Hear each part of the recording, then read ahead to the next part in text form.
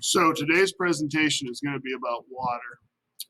I'm going to try it with no picture of me in the screen, and I'll try it with pictures of me in the screen, and then we'll see which one we like better.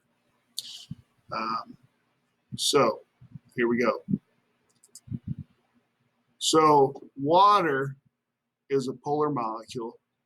Polar molecules have a negative and a positive end to them. Oxygen has 8 protons in its nucleus.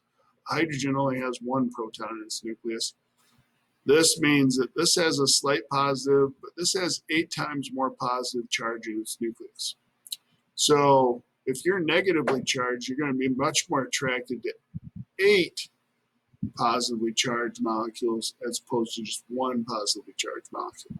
So what happens is the electrons spend a lot more time orbiting the oxygen than they do the hydrogen nuclei.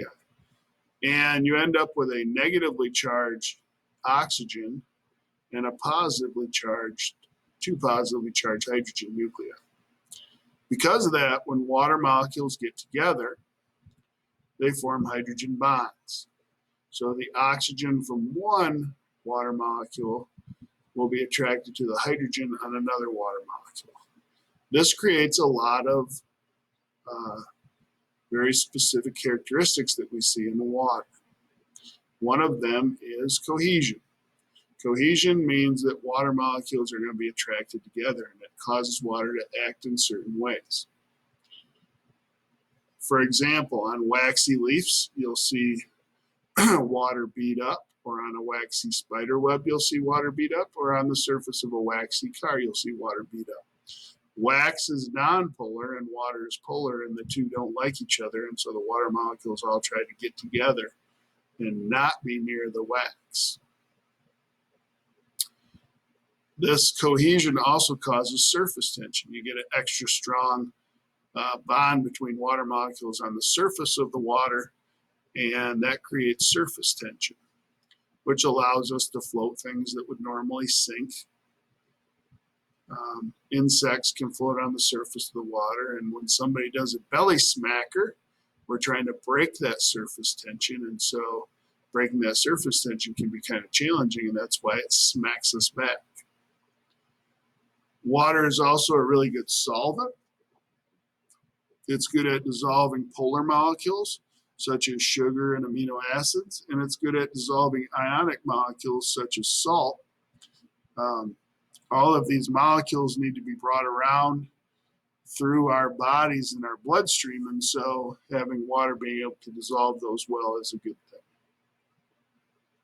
Another characteristic we see is adhesion. Adhesion is when water molecules are attracted to another polar substance. Polar attracts polar. Glass happens to be polar, and so the water molecules are attracted to the glass and they're being pulled up the sides. And they have to be pulled from somewhere, and they get pulled from the middle.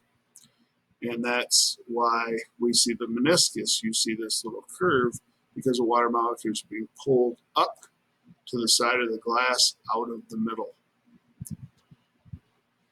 If you have a substance that's nonpolar, like mercury, it forms a convex because it wants to repel the glass, and so it pushes away from the glass as opposed to being attracted to the glass. The smaller the tube, the less water there is in the tube, so it can go up higher, and that's what we call capillary action.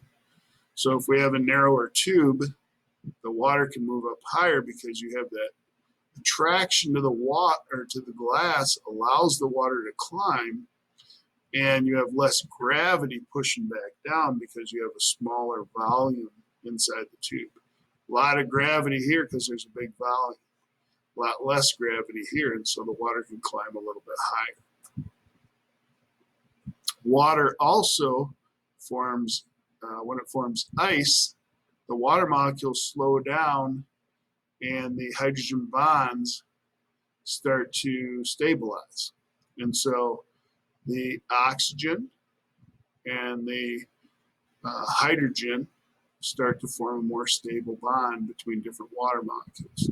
That creates space in between the water molecules, this stable formation.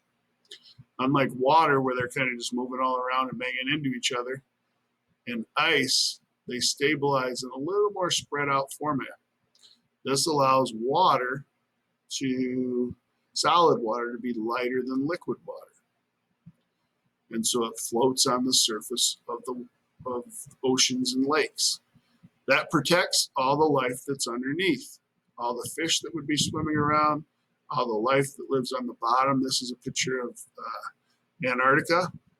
This is life underneath the ice down in Antarctica. So life can survive really well on the bottom of the ocean, even though there's ice over the top. Having this stay liquid is good for the animals that live down there. If ice was heavier than water and it sank to the bottom, then the entire lakes would freeze solid, and that would be bad for life in water. Water also has a very high specific heat. Specific heat is the amount of energy it takes to warm something up or have it cool off. So it takes a lot of energy per gram to warm up water, and it takes a lot less energy. That's why they say a watch pot doesn't boil, because literally it takes a lot of energy to warm up the water. It doesn't take nearly as much energy to warm up some other things like copper and iron and things like that. And that's why we use them for cooking, because we can put things into a copper pot or a cast iron pot or skillet, and these things warm up really evenly and really quickly, and so we can cook in them pretty quickly. And then lastly, pure water has a pH of 7. When we start adding hydrogen ions to water, we can make that water more acidic. And when we add OH ions to water, we can make the water more basic. This has a major influence on different things that goes on in our bodies. So some areas like our stomach are going to be at a pH of 2, our blood a pH of 7, other parts of our body pH of 10. And so depending on what pH there is, different enzymes will work in different areas of the body better than they do in other places. So that's our spiel on water. Let's see how it looks.